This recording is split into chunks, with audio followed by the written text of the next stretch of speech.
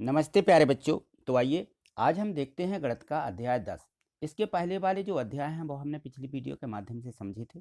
यदि आपने उनको नहीं समझा है, अपनी ग्रेड में अपनी जो 8 ग्रेड बुक है इसमें नहीं लिखा है, तो इसके डिस्क्रिप्शन में लिंक दी गई है। उस लिंक पर जाकर के आप उसको वहाँ से कंप्लीट कर सकते हो। ठीक है, तो आज देखिए अध्याय 10 क्षेत्र मिति। अब हमें क्षेत्र मिति में देखिए इन सभी जो हमारी वस्तुएं रहेंगी उनकी आकृति के परिमाप और क्षेत्रफल निकालना होंगे, तो वो उसके लिए क्षेत्रमिति नाम है यहाँ पे इस पाठ का। तो यहाँ देखें प्रश्न 1 दिया गया है कि एक ऐसी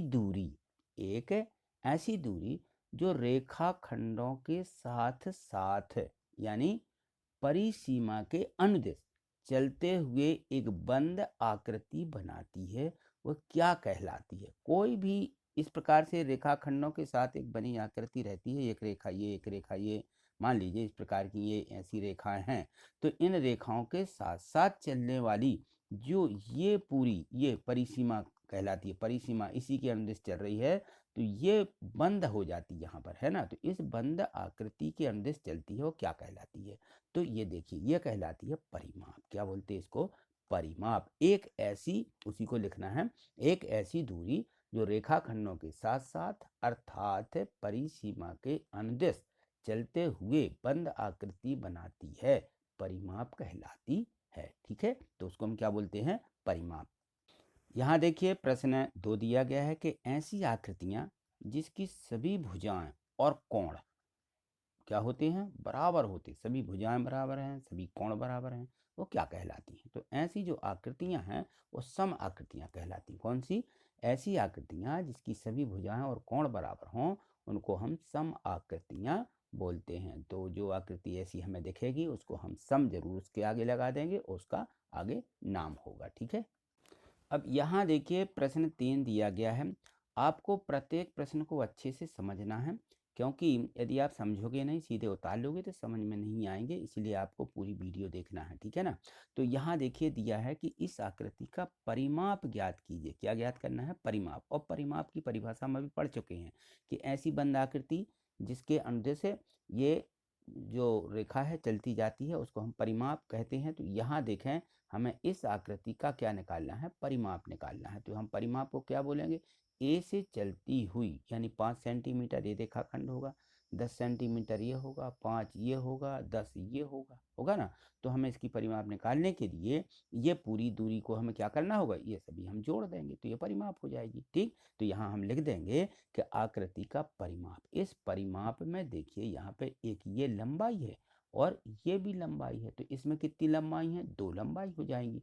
और ये चौड़ाई है और ये भी चौड़ाई है। देखिए 5 ये है, 5 ये है, और 10 ये है, 10 ये है ना। लंबाई दी गई है बिल्कुल समान है, और ये चौड़ाई भी कितनी है, ये भी समान दी गई है। तो हम यहाँ लिख देंगे कि 2 लंबाई हैं और 2 चौड़ाई हैं। या तो हम उसको लंबाई धन लंबाई कर सकते हैं, यानी 10 धन 10 कर सकते हैं, और 2 चौड़ाई भी इसी प्रकार से 5 धन 5 करके, या हम ऐसा कर सकते हैं कि 2 लंबाई और 2 चौड़ाई हैं, तो हम 2 को क्या कर लें, 2 दोनों में है तो 2 को बाहर निकाल के लंबाई लंबाई को जोड़ दें, 2 का गुणा कर दें। तो यहाँ देखिए इस प्रकार से हम लिखेंगे कि 2 लंबाई धन 2 चौड़ाई, यानी 2 बाहर कर दिया कोष्टक के बाहर, तो ये 2 का मतलब होता है कि अंदर इनमें गुणा है। ठीक है ना। तो लंबाई लिखेंगे, चौड़ाई लिखेंगे। लंबाई कितनी दी है, 10 दी गई है, चौड़ाई कितनी दी, 5, तो 10 और 5 जोड़ेंगे तो कितना हो जाएगा, ये 15, 15 और ये 2 का गुणा, कोष्टक खोल दिया तो ये गुणा होगा, है ना।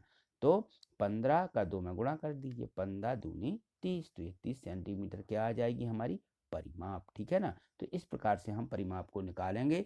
आगे जो हमें मतलब परिमाप निकालना होगी तो हम इसको सूत्र बांधते हुए सीधा लिखेंगे कि 2 लंबाई धन चौड़ाई, ये परिमाप होती है। किसकी परिमाप है, ये जो आकृति है। और इस आकृति का नाम क्या है, आपको मालूम होगा कि इसको हम क्या बोलते हैं, आयत। क्या बोलते हैं, आयत। जब भी हमें आयत का परिमाप निकालना हो तो 2 लंबाई धन चौड़ाई, इस सूत्र का हम क्या कर लेंगे, उपयोग करेंगे, ये सूत्र बन जाता है। ठीक है, चलिए आगे देखिए प्रश्न 4 देखिए, बंद आकृतियां द्वारा घेरे गए तल के परिमाण को क्या कहते हैं। तो जो बंद आकृति होती है, कोई भी बंद आकृति हो, जैसे मान लीजिए हमने ये कर दिया, बंद कर दिया, है ना, तो ये जो पूरा यहाँ पे घेरा गया है ये पूरा, है ना, इससे परिमाण को क्या बोलते हैं। तो जो बंद आकृतियों द्वारा घेरे गए परिमाण होते हैं उनको क्षेत्रफल कहते हैं। क्या कहते हैं? क्षेत्रफल। ये क्षेत्रफल कहलाता है। जैसे मान लो ये भी हमने अभी बनाया, आयत बनाया था, है ना। तो ये अंदर वाला जो पूरा ये क्षेत्र है इसको हम क्षेत्रफल कहते हैं। ठीक है, चलिए आगे देखिए। अब यहाँ देखो प्रश्न 5 दिया है कि नीचे कुछ आयतों की भुजाओं की मापें दी गई हैं। ये यहाँ पे भुजाओं की मापें हैं, तो इनका क्षेत्रफल ज्ञात कीजिए। क्या ज्ञात करना है? क्षेत्रफल। अभी हमने जो क्षेत्रफल पढ़ा है कि एक ऐसी आकृति होती है जो पूरी बंद आकृति है ना, उस पूरे को क्या कहते हैं? हम क्षेत्रफल कहते हैं। तो यहाँ देखो ये लंबाई दी गई है इसकी, ये चौड़ाई दी गई है। ऐसी आकृति जिसमें लंबाई हो और चौड़ाई हो, है ना, तो हम क्या करेंगे? उस पूरी आकृति को क्षेत्रफल निकालने के लिए हम क्या करते हैं? जैसे मान लो इसमें लंबाई होती है, चौड़ाई होती है ना, तो हम लंबाई चौड़ाई वाली आकृतियों का जब हम क्षेत्रफल निकालते हैं तो वो आकृति हमारी क्या कहलाती है? जिसमें लंबाई और ऐसी चौड़ाई होती है, आयत कहलाता है ना। तो ये लंबाई दी गई है, यानी एक लंबाई है तो लंबाई यह हो जाएगी और ये इसकी चौड़ाई हो जाएगी। तो लंबाई 5, चौड़ाई 3। तो हम इसका क्षेत्रफल निकालते हैं तो इसमें लंबाई गुणित चौड़ाई दोनों का हम क्या कर देते हैं? गुणा कर देते हैं, तो ये पूरा इसका क्षेत्रफल निकल आता है। तो आयत का क्षेत्रफल, इसका सूत्र बना लीजिए। सूत्र है ये लंबाई गुणित चौड़ाई। ये हमें याद रखना है कि आयत का क्षेत्रफल बराबर लंबाई गुणित चौड़ाई। लंबाई दी गई है 5, चौड़ाई दी गई है 3, तो 5 और 3 का गुणा करेंगे 15 वर्ग सेंटीमीटर, और यहाँ लिख देंगे क्षेत्रफल आया 15 गुणित 15, 5 गुणित 3 बराबर 15 वर्ग सेंटीमीटर। अब यहाँ देखिए, जब हमारी लंबाई 8 सेंटीमीटर हो, चौड़ाई 6 सेंटीमीटर, तो 8 और 6 का गुणा कर देंगे। ठीक है ना, इसमें भी लिखेंगे लंबाई गुणित चौड़ाई बराबर क्षेत्रफल होगा, तो 8 6 48, तो यहाँ 48 वर्ग सेंटीमीटर हो जाएगा। तो ये हम निकाल करके भी और इस सारणी में भर देंगे। ठीक है, चलिए आगे देखिए। अब यहाँ देखो प्रश्न 6 दिया गया कि नीचे कुछ वर्गों की एक भुजा की लंबाई दी गई। यहाँ वर्ग दिए गए, वहाँ आयत थे, तो इनका क्षेत्रफल ज्ञात कीजिए। अब हमें वर्ग दिया गया है तो वर्ग की क्या होती हैं? चारों भुजाएं ऐसी बराबर होती हैं, ऐसा होता है वर्ग। इसमें चारों भुजाएं क्या होती हैं? बिल्कुल बराबर होती हैं, बराबर माप की। ठीक है ना। तो ये एक भुजा 7 सेंटीमीटर है, तो ये सभी क्या हो जाती हैं? सभी 7-7 सेंटीमीटर की हो जाती हैं। तो ये इसमें देखिए, यदि हम इसमें लंबाई और चौड़ाई गुणा करेंगे तो 7 गुणा 7 आएगा, यानी ये भी 7 है, ये भी 7, ये भी सभी 7-7 हैं। तो इस वर्ग का क्षेत्रफल का सूत्र बन जाता है कि वर्ग का क्षेत्रफल बराबर भुजा गुणित भुजा। ठीक है ना। तो हम यहाँ पे जो एक भुजा दी गई है इसका 2 बार गुणा कर देंगे तो इससे वर्ग का क्षेत्रफल निकल आता है। तो यहाँ देखिए हम लिखेंगे भुजा गुणित भुजा। तो जब यानी भुजा कितनी हो? 7 सेंटीमीटर हो, तो क्षेत्रफल आएगा 7 गुणित 7 यानी 49 वर्ग सेंटीमीटर। तो यहाँ लिख दीजिए कि 7 वाली भुजा में क्षेत्रफल होगा 49 वर्ग सेंटीमीटर। और जब 9 सेंटीमीटर भुजा हो तब क्षेत्रफल क्या करेंगे? 9 गुणित 9 बराबर 81 वर्ग सेंटीमीटर। ठीक है, तो इनमें भी हमें कोई दिक्कत नहीं है क्षेत्रफल निकालने में। ठीक है, चलिए आगे देखिए। यहाँ देखिए प्रश्न 7 दिया गया है, इसमें है कि एक समपंचभुज का परिमाप 200 सेंटीमीटर है। किसका? समपंचभुज है। तो इसकी प्रत्येक भुजा की लंबाई ज्ञात कीजिए। अब देखिए समपंचभुज दिया है और हमें भुजा की लंबाई ज्ञात करना है, परिमाप दिया गया है।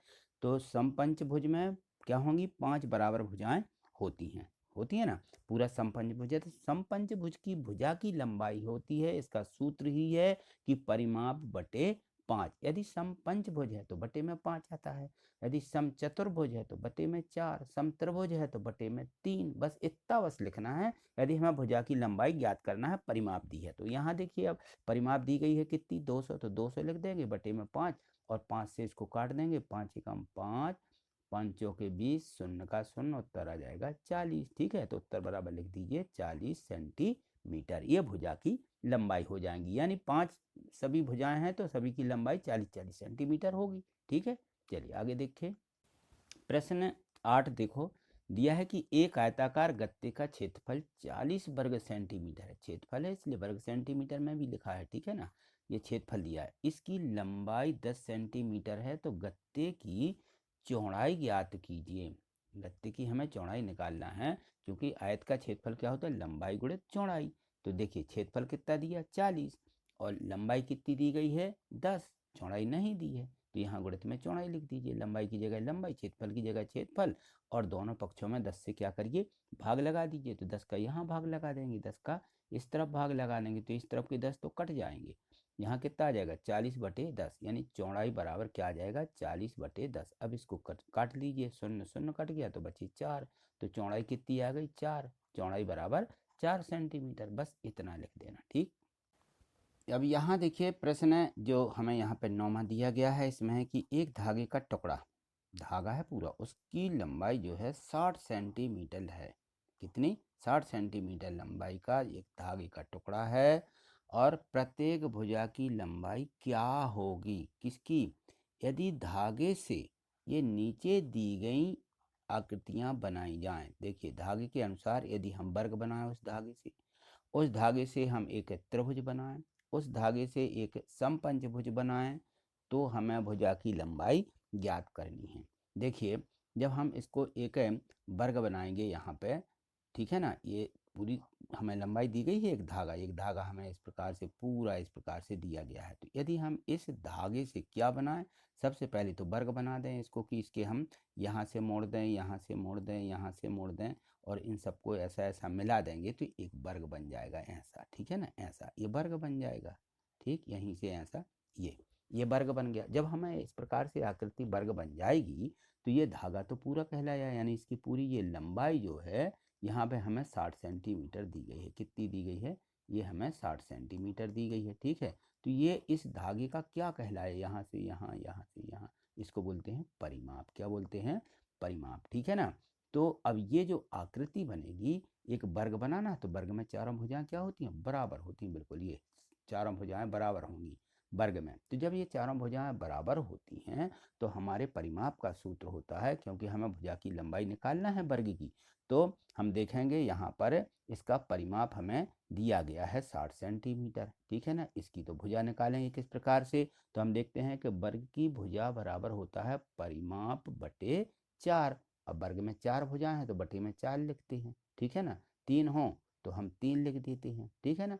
तो यहाँ देखो परिमाप बटे 4 आ जाएगा, परिमाप दी गई है 60, जो एक धागे की लंबाई थी वही परिमाप बनेगी। तो 60/4, 4 से इसको काट दीजिए, 4 एकम 4, 4 एकम 4, यहाँ 2 बच जाएंगी, हो जाएंगे 20, 4 पंचे 20, उत्तर क्या आ जाएगा 15 सेंटीमीटर। इस वर्ग की भुजा की लंबाई 15, 15, 15, चारों भुजाओं की लंबाई 15, 15 सेंटीमीटर आ जाएगी, ठीक है ना। इसी प्रकार से अब देखो यहाँ पे दिया गया है कि एक समबाहु त्रिभुज, अब समबाहु लिखा हुआ है, त्रिभुज तो बना है, तीनों भुजाएं हैं, लेकिन सम होना चाहिए, समान। तो ये 60 सेंटीमीटर वाले धागे से इस प्रकार से हम जब 3 भुजाएं ऐसी जोड़ेंगे तो ये कितने कितने की रहेंगी, ये समान लंबाई की रहेंगी। तो इसकी भुजा की लंबाई ज्ञात करना है कि कितनी है। तो यहाँ से यहाँ तक की ये पूरी दूरी दी गई है, कितनी 60 है, तो परिमाप 60 है। तो हम यहाँ लिखेंगे कि समबाहु त्रिभुज की भुजा बराबर होती है परिमाप बटे 3, 3 भुजाएं हैं, बटे में 3 आएगा, 3 से इसको काट देंगे, 3 एकम 3, 3 दूनी 6, कितना आ जाएगा 20 सेंटीमीटर, ठीक। इसी प्रकार से यहाँ देखो एक ये समपंचभुज है, क्या है ये समपंचभुज है। तो समपंचभुज है माने उसकी पांचों भुजाएं कैसी होंगी, बिल्कुल समान होनी चाहिए, इस प्रकार से बनता है पंचभुज। ये समपंचभुज हम ऐसा बनाएंगे इसको और ऐसा मिला देंगे, ठीक है। ये तो ये समपंचभुज है। तो इस समपंचभुज की हमें पूरी यहाँ से यहाँ तक की लंबाई दी गई है, कितनी है ये पूरी 60। तो हमें एक भुजा की लंबाई बताना है कितनी है, तो ये उतनी उतनी सभी भुजाएं हो जाएंगी। तो देखिए यहाँ समपंचभुज की भुजा बराबर परिमाप बटे 5 होगा, क्योंकि पंचभुज है, ठीक है ना। तो 5 से इसको काट दीजिए, 60 परिमाप दी ही गई है, तो 5 एकम 5, 5 एकम 5, बचेगी 1, 5 दूनी 10, कितनी आ जाएगी 12 सेंटीमीटर। तो पंचभुज की भुजा कितनी हो जाएगी 12, 12 सेंटीमीटर की। ये सभी 12, 12 सेंटीमीटर की भुजाएं इसकी आ जाएंगी, ठीक है। तो इस प्रकार से हमें ये निकालना था, किससे, एक धागे की लंबाई से आकृति को बनाते हुए, ठीक है। चलिए आगे देखिए। अब यहाँ देखिए प्रश्न 10 दिया गया है, आपको प्रत्येक प्रश्न को अच्छे से समझना है, सीधे नहीं उतारना है। और यदि आपने चैनल सब्सक्राइब नहीं किया है तो चैनल को सब्सक्राइब करके रखना है और प्रत्येक वीडियो को लाइक करना है। देखिए ये इस प्रकार से यदि दिख रहा है नीचे आपके, तो इसको आप क्लिक कर लीजिए जिससे कि चैनल सब्सक्राइब हो जाए, आगे की वीडियो आपको मिल सके। और ये रहता है लाइक का चिन्ह, इसको भी आपको क्लिक कर लेना है, ठीक है। तो इसको क्लिक कर लिए तो वीडियो लाइक हो जाती है। चलिए देखिए प्रश्न 10। अब समझिए इस प्रश्न को। क्या है कि यदि इस प्रकार के प्रश्न होते हैं हमारे जो है मतलब जहाँ हम रहते हैं वहाँ इस प्रकार के प्रश्न हमारे सामने आते हैं, हम कभी कोई काम करते हैं, तो यहाँ देखिए इस प्रश्न को समझिए कि यदि एक टाइल की माप 6 सेंटीमीटर गुणित 10 सेंटीमीटर है, एक टाइल्स है ना, जो हम अपने मकानों में बिछाते हैं, एक टाइल्स की माप दी गई है कि ये इतने सेंटीमीटर का लंबा, इतने सेंटीमीटर का ये चौड़ा, ठीक है ना। और एक क्षेत्र को पूर्णतया ढकने के लिए ऐसी कितनी टाइलों की आवश्यकता होगी जिनकी लंबाई और चौड़ाई यहाँ पे दी गई है, ठीक है ना।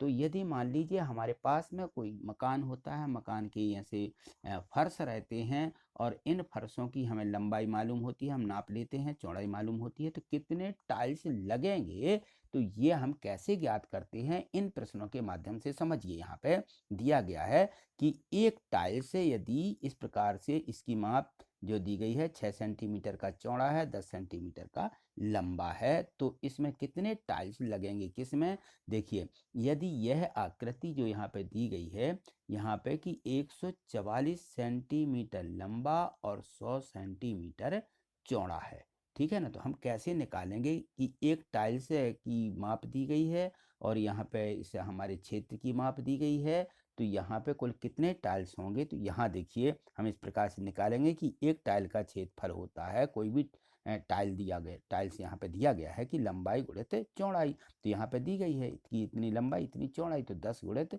6 आ जाएगा, बराबर कितना, 60 वर्ग सेंटीमीटर। ये एक टाइल्स का क्षेत्रफल हुआ। अब देखिए जो हमें यहाँ पे आकृति 144 और 100 सेंटीमीटर की दी गई है, तो हम इसका भी क्षेत्र निकालेंगे कि इस क्षेत्र का क्षेत्रफल, ठीक है ना, या जो यहाँ पे दिया गया उसका नाम लिख सकते हैं, या सीधा यहाँ क्षेत्र दिया है तो हम क्षेत्र बस लिखेंगे कि क्षेत्र का क्षेत्रफल बराबर लंबाई गुणित चौड़ाई, ये भी हो जाएगा लंबाई गुणित चौड़ाई, ठीक है ना। तो यहाँ कितना कितना दिया, 144 और 100 दिया, तो 144 गुणित 100 बराबर ये कितना हो जाएगा, यहाँ पे यहाँ हो जाएगा 14,400 वर्ग सेंटीमीटर, ठीक है। ये किसका, इस क्षेत्र का क्षेत्रफल आ गया। अब हमें क्या करना है, टाइलों की संख्या निकालना कि कितने टाइल्स लगेंगे। तो हम यहाँ देखिए टाइलों की संख्या बराबर होता है क्षेत्र का क्षेत्रफल बटे एक टाइल का क्षेत्रफल। जितना क्षेत्र का क्षेत्रफल होगा उसमें एक टाइल के क्षेत्रफल से भाग दे देंगे तो टाइलों की संख्या निकल आएगी। तो देखिए हाँ आया हमारा 14,400 वर्ग सेंटीमीटर, और एक टाइल दिया है 60 वर्ग सेंटीमीटर, तो बटे 60 वर्ग सेंटीमीटर आ जाएगा। अब इसको काट दीजिए, शून्य से शून्य काटिए, यहाँ 6 कम 6 सीधे काट लीजिए, 6 दूनी 12 बचेंगी 2 हो जाएंगे 24, 6 चौके 24, और यहाँ शून्य का शून्य आ जाएगा, ठीक है ना। 440 है, शून्य का शून्य, 240 टाइल्स। कितने टाइल्स लगेंगे, इस आ वाली आकृति में 240 टाइल्स लगेंगे। और यहाँ पे देखिए दूसरी दी गई है, यहाँ पे ये दूसरी कोई आकृति बनी होगी, ठीक है ना, या क्षेत्र होगा, तो वहाँ पे उसमें दिया गया कि वो जो है 70 सेंटीमीटर का लंबा और 36 सेंटीमीटर का चौड़ा है। ये लंबाई दी ना कि लंबाई और चौड़ाई है, ये पहली लंबाई फिर चौड़ाई। अब देखो क्षेत्र का क्षेत्रफल कितना हो जाएगा, ये हमें निकालना है। टाइल्स हमने निकाल लिया कि ये तो 60 वर्ग सेंटीमीटर ही है, ठीक है। तो इसका क्या होगा क्षेत्र का क्षेत्रफल, तो यहाँ लिख देंगे क्षेत्र का क्षेत्रफल बराबर 70 गुणित 36, ठीक है, बराबर कितना आ जाएगा 2,520 वर्ग सेंटीमीटर, ठीक। तो इसका हम यहाँ पे यदि चाहें तो गुणा भी इस प्रकार से कर लीजिए। देखिए हम यदि 36 में 70 का गुणा करते हैं तो शून्य का शून्य रख दीजिए, 7 का गुणा कीजिए, 7 6 42, हाथ से लाएंगी 4 और 7 21 और 4 कितना हो जाता 25, 2,520, 2,520, ठीक है ना। ये किसका क्षेत्र का क्षेत्रफल आ जाएगा। अब हम यहाँ सूत्र लिखेंगे कि टाइलों की संख्या बराबर क्षेत्र का क्षेत्रफल बटे एक टाइल का क्षेत्रफल। यहाँ द्वारा लिखना है आपको, इसलिए जगह नहीं है, मैंने एक बार लिख दिया कि सूत्र ये होता है, टाइलों की संख्या का सूत्र है ये, ठीक है ना। तो इस सूत्र के हिसाब से यहाँ हो जाएगा टाइलों की संख्या बराबर क्षेत्र का क्षेत्रफल आया 2,520 और एक टाइल का क्षेत्रफल दिया है 60 वर्ग सेंटीमीटर। तो इससे हम भाग लगाएंगे, इसमें देखिए शून्य से शून्य काट दीजिए और यहाँ सीधे से काट दीजिए, 6 का 6 6 चौके 24, बचेगी 1 और 6 दूनी 12। कितने टाइल्स लगेंगे? 42। कितने टाइल्सों की संख्या? 42 होगी दूसरे वाले क्षेत्र में। ठीक है, तो ये आपने अच्छे से समझ लिया है। मुझे पूर्ण विश्वास है कि ये जो प्रश्न 1 से 10 तक दिए गए थे आपने अच्छे से इनको समझा है। यदि आपको लगता है कहीं दिक्कत है या आपको डाउट है तो आप ज़रूर कमेंट्स करिएगा। ठीक है ना, और आगे देखने के लिए चैनल को सब्सक्राइब करके रखिए और प्रत्येक वीडियो को, चैनल आपने सब्सक्राइब कर लिया होगा, यहाँ भी आप क्लिक कर लीजिए जिससे कि वीडियो लाइक हो जाती है। यानी इससे यह हो जाता है कि हमें पता चलता है कि आपको वीडियो अच्छे से समझ में आई है और आपने इसको पसंद किया। ठीक है, थैंक यू, धन्यवाद।